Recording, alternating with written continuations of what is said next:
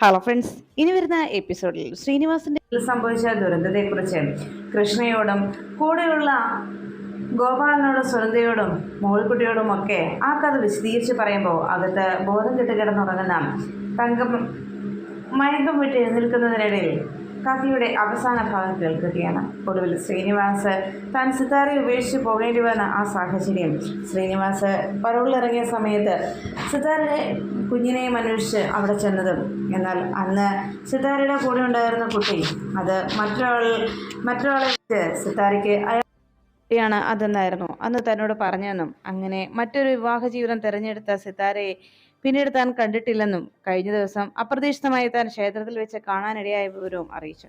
എല്ലാം കേട്ട് കഴിയുമ്പോൾ തങ്കം ആ അനീൻ സാറിനെ കാണണമെന്നുള്ള ആഗ്രഹത്തോടെ താൻ ഇത്രയും നാളും കാണാൻ ആഗ്രഹിച്ച, കണ്ടെത്താൻ ശ്രമിച്ച അദ്ദേഹമാണോ വന്നതെന്നുള്ള പ്രതീക്ഷയിൽ വേഗം വീട്ടിൽ നിന്ന് എഴുന്നേൽക്കുമ്പോഴേക്കും ശബ്ദം കേട്ട് വേഗം അകത്തേക്ക് കൃഷ്ണ ഓടിച്ചെല്ലുന്നു. അമ്മേ എന്ന് വിളിച്ചതും ഉടനെ തന്നെ സുനന്ദയും അരികിലേക്ക് ചെന്ന് എന്തുവരെ തങ്കേച്ചിയെന്ന് അന്വേഷിച്ചപ്പോ വേഗം ചാടി എഴുന്നേറ്റ തങ്കത്തിന് പെട്ടെന്ന് മോഹാലസ്യം ഉണ്ടാവുകയും ബോധം കെട്ട് വീഴുന്ന പോലെ തളർന്ന് ബെഡിലേക്ക് ഇരുന്നു. പെട്ടെന്ന് എല്ലാവരും ചേർന്ന് ശുശ്രൂഷിച്ച് തങ്കത്തിന്റെ ആ ഒരു അവസ്ഥയിൽ നിന്ന് തങ്കത്തെ ആരോഗ്യത്തേക്ക് മാറ്റുമ്പോഴേക്കും തനിക്ക് ഇതാരാണ് സംസാരിച്ചതെന്നും ആളെ കാണണമെന്നും ആഗ്രഹം അറിയിച്ചു. അപ്പോഴേക്കും കൃഷ്ണ പറഞ്ഞു, അമ്മ, അനിയൻ സാറിന്റെ കഥ കേട്ടായിരുന്നോ? സാറ് പറഞ്ഞൊക്കെ കേട്ടോ എന്ന് ചോദിച്ചപ്പം എനിക്ക് കാണണം, അത് ആരാണ് എന്ന് ചോദിച്ച് വേഗം പുറത്തേക്ക് തങ്ക ഇറങ്ങി വരുമ്പോൾ പുറത്തു നിന്ന് തന്റെ കഥയെല്ലാം പറഞ്ഞ് വേദനയോടെ മനസ്സ് നിറഞ്ഞ് സങ്കടപ്പെട്ടങ്ങനെ നിൽക്കുന്ന ശ്രീനിവാസ് സങ്കടത്തോടെ പിന്തിരിഞ്ഞു നോക്കുമ്പോൾ തൊട്ടു മുന്നിൽ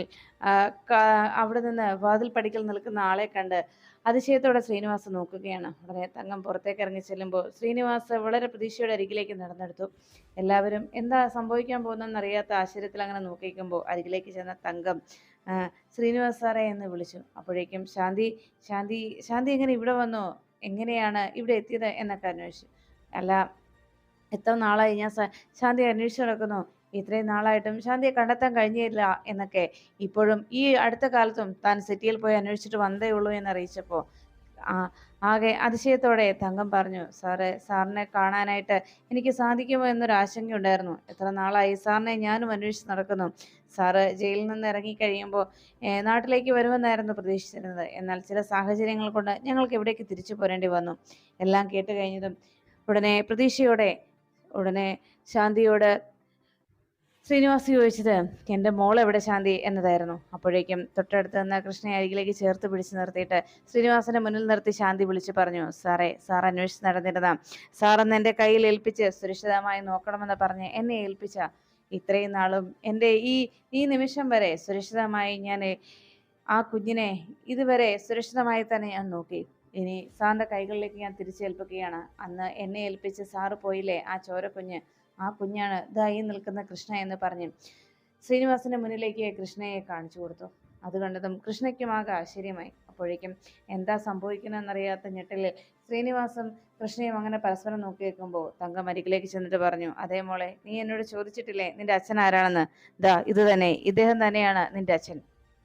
അത് കേട്ടതും ഞെട്ടലോടെ നോക്കി നിൽക്കുകയാണ് കൃഷ്ണ. രണ്ടുപേരും അച്ഛനും മകളുമാണെന്നറിയാതെ അവർ പരസ്പരം അച്ഛൻ്റെയും മകളുടെയും സ്ഥാനം നൽകി അവർ സ്നേഹിച്ചത് വെറുതെ ആയിരുന്നില്ലെന്നും അവർക്ക് തോന്നിയ ആത്മബന്ധം വെറുതെ ആയിരുന്നില്ല എന്നും ആ അച്ഛനും മകളും തിരിച്ചറിയുന്നു. അങ്ങനെ ശ്രീനിവാസ് തൻ്റെ മകളെ ചേർത്ത് പിടിച്ച് ആ നെറ്റിയിൽ ഉമ്മ കൊടുത്തുകൊണ്ട് അച്ഛൻ്റെ നെഞ്ചിലേക്ക് ചേർത്ത് നിർത്തുമ്പോൾ സ്വന്തം അച്ഛൻ്റെ ചൂട് പറ്റിയ സന്തോഷത്തിൽ വർഷങ്ങൾക്ക് ശേഷം, ഇത്രയും നാളത്തെ കാത്തിരിപ്പിന് ശേഷം അച്ഛനെ തിരിച്ചു കിട്ടിയ ആ ആശ്വാസത്തിൽ ചേർന്ന് നിൽക്കുന്ന കൃഷ്ണയെ, തൻ്റെ മോളെ കണ്ടെത്തിയ സന്തോഷമായിരുന്നു ശ്രീനിവാസിന്റെ മനസ്സിലാകെ. എന്നാൽ ഇപ്പോൾ ഈ സത്യം എല്ലാവരോടും വിളിച്ചു പറയണമെന്നുള്ള ആഗ്രഹം ശ്രീനിവാസിന്റെ മനസ്സിലുണ്ടായിരുന്നെങ്കിലും അപ്പോഴേക്കും തങ്കം പറഞ്ഞു, സാറേ, തൽക്കാലം ഈ സത്യം ആരോടും പറയാതിരിക്കുന്നതാണ് നല്ലതെന്ന്. അപ്പോഴേക്കും എന്താ കാര്യമെന്ന് അന്വേഷിച്ചപ്പോൾ തൽക്കാലം അന്ന് സാറിന്റെ കുഞ്ഞിനെയും ഇല്ലാതാക്കാൻ, മേഴത്തെയും കുഞ്ഞിനെയും ഇല്ലാതാക്കാൻ ശ്രമിച്ച ശത്രുക്കൾ ആരായിരുന്നു എന്ന് ഇപ്പോഴും തിരിച്ചറിയാൻ സാധിച്ചിട്ടില്ലല്ലോ.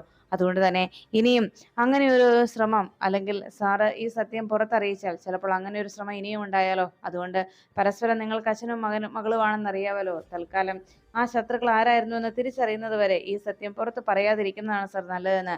അങ്ങനെ തങ്കത്തിന്റെ ആവശ്യം ശരി തന്നെയാണെന്ന് മറ്റു കൂടെ ഉണ്ടായിരുന്ന എല്ലാവരും അംഗീകരിച്ചു. നിങ്ങൾക്ക് പരസ്പരം അച്ഛനും മകളുമായി സ്നേഹിക്കാമല്ലോ, കാണാമല്ലോ, അത് മതിയല്ലോ എന്ന് പറഞ്ഞപ്പോൾ അതാണ് നല്ലതെന്ന് ശ്രീനിവാസും സമ്മതിക്കുന്നു. അപ്പോഴേക്കും സിത്താരയെ താൻ കണ്ട വിവരം തങ്കം അറിയിക്കുകയാണ്. പക്ഷേ സിത്താര മേഡത്തിന്റെ കൂടെ ഇപ്പോഴുള്ള ഒരു കുട്ടി, അതും കൃഷ്ണമോളെ പോലെ തന്നെയാണെന്നും അന്ന് സിത്താര മേഡം ഇരട്ട കുട്ടികളെയാണ് പ്രസവിച്ചതെന്നാണ് തനിക്ക് തോന്നുന്നതെന്നും തങ്കം പറഞ്ഞു. 2 പെൺമക്കളാണ് എന്നാണ് സർ എനിക്ക് തോന്നുന്നത്. സാറിനെ അന്ന് സിത്താര മേഡം ശരിക്കും സാറിനെ പറ്റിച്ചതാവാനാണ് സാധ്യത. കാരണം മേഡത്തിന്റെ പുനർവിവാഹം നടന്നിട്ടുണ്ടായിരുന്നില്ല. ഇപ്പോൾ മേഡത്തിന്റെ കൂടെയുള്ള കുട്ടിയും കൃഷ്ണമോളെ പോലെ തന്നെ ഒരു കുട്ടിയാണ്. ഞങ്ങൾ സിറ്റിയിൽ വെച്ച് മേഡത്തെയും മോളെയും കണ്ടിരുന്നു എന്നുള്ള കാര്യം അറിയിച്ചപ്പോൾ ആകെ ആശ്ചര്യമായി ശ്രീനിവാസിന്. അപ്പോൾ എനിക്ക് 2 പെൺമക്കളാണോ എന്ന ഞെട്ടലോടെ ശ്രീനിവാസ് അങ്ങനെ നിൽക്കുമ്പോൾ സിത്താരാമ്മ ഇപ്പോഴും വല്ലാത്ത ദേഷ്യത്തിലാണ്. നമ്മളോടുണ്ടായിരുന്ന ആ തെറ്റിദ്ധാരണയിൽ ഇപ്പോഴും മാറ്റം സംഭവിച്ചിട്ടില്ല. മേഡത്തെ തെറ്റിദ്ധരിപ്പിച്ചത് ആരാണെന്നും നമുക്ക് ഇതുവരെ തിരിച്ചറിയാനായിട്ടില്ലല്ലോ എന്നറിയിച്ചപ്പോൾ എന്തായാലും എല്ലാത്തിനുമുള്ള ഒരു പരിഹാരം കാണണം. ആദ്യം എൻ്റെ മോളെ എനിക്ക് കിട്ടിയല്ലോ, അത് തന്നെ വലിയ സന്തോഷം എന്ന് പറഞ്ഞ് അങ്ങനെ എൻ്റെ മോൾക്കിനി എന്താണ് തരേണ്ടത് എന്ന് ശ്രീനിവാസ് ആശ്ചര്യപ്പെട്ട് ചോദിക്കുമ്പോൾ കൃഷ്ണ പറയുന്നത്, എനിക്ക് എൻ്റെ അച്ഛനെ തിരിച്ചു കിട്ടിയല്ലോ, അതിനേക്കാൾ കൂടുതലൊന്നും തനിക്ക് വേണ്ട എന്നതായിരുന്നു. അങ്ങനെ അച്ഛൻ്റെ ചൂടുപറ്റി കൃഷ്ണ സന്തോഷത്തോടെ നിൽക്കുമ്പോൾ മോള് കിട്ടിയും വലിയ സന്തോഷത്തിലായിരുന്നു. എന്നാൽ ഇതേ സമയത്ത് ഗാദിയുടെ പിടിവാശി മൂലം നവീൻ ഗാദിയിൽ നിന്ന് അകന്നു തുടങ്ങുമെന്ന ആശങ്ക സിത്താരയുടെ മനസ്സിനെ അലട്ടിയിരുന്നു. സിത്താര ഗാദിയുടെ കാര്യങ്ങൾ പറഞ്ഞ് മനസ്സിലാക്കാൻ ശ്രമിക്കുകയായിരുന്നു. അവിടെ ബർത്ത്ഡേ പാർട്ടിക്കിടയിൽ കേക്ക് കട്ടിങ്ങിനായിട്ട് പോയപ്പോൾ അന്നേരം അവിടേക്ക് എത്തിയ ആ സർപ്പം അത് മോളുടെ മാത്രം ഒരു ധാരണയായിരുന്നെന്നും ഒരു തെറ്റിദ്ധാരണയായിരുന്നെന്നും മോൾക്ക് മാത്രം മോളുടെ മനസ്സിൽ എവിടെയോ ഉറഞ്ഞു കിടക്കുന്ന ആ ഒരു ധാരണ, മോളെ അപായപ്പെടുത്താനായി ഒരു നാഗം പാഞ്ഞെത്തുമെന്നുള്ള ഭയം, അതാണ് മോൾ ഇങ്ങനെയൊക്കെ കാണുന്നതെന്നും സിത്താര പറഞ്ഞു മനസ്സിലാക്കാൻ ശ്രമിക്കുമ്പോൾ ഗാഥ അതിനെ ഉൾക്കൊള്ളാൻ തയ്യാറാകുന്നില്ല. എനിക്കിനി ഒന്നും കേൾക്കണ്ട മമ്മി, ഈ വീട്ടിൽ നിൽക്കില്ല ഞാൻ, എനിക്കിവിടെ നിൽക്കണ്ട എന്ന് പറഞ്ഞ് ഗാഥ ബഹളം വയ്ക്കുന്നു. ഒടുവിൽ സിത്താരക്കരികിലേക്ക് എത്തുന്ന നവീൻ സിത്താരയോടും ഗാഥയോടുമായിട്ടായിട്ട് പറയുന്നത്, എൻ്റെ കുടുംബത്തിനെ സംരക്ഷിക്കുക, എൻ്റെ കുടുംബത്തിൻ്റെ സമാധാനം നിലനിർത്തുക, അതാണ് എനിക്ക് ഏറ്റവും പ്രധാനം. ഗാഥയ്ക്ക് വേണ്ടി പല രീതിയിലും ഞാൻ അഡ്ജസ്റ്റ് ചെയ്യാൻ ശ്രമിച്ചു. ഇതുവരെ എൻ്റെ ജീവിതത്തിൽ അഡ്ജസ്റ്റ്മെൻറ്റുകൾ തന്നെയാണ് നടക്കുന്നത്. എല്ലാ രീതിയിലും ഞാൻ ഇയാളെ ഉൾക്കൊള്ളാനും ശ്രമിക്കുന്നുണ്ട്. പക്ഷേ ഇതിനേക്കാൾ കൂടുതൽ എന്ത് അഡ്ജസ്റ്റ്മെൻ്റാണ് മേഡം ഇനി ഞാൻ നടത്തേണ്ടത്?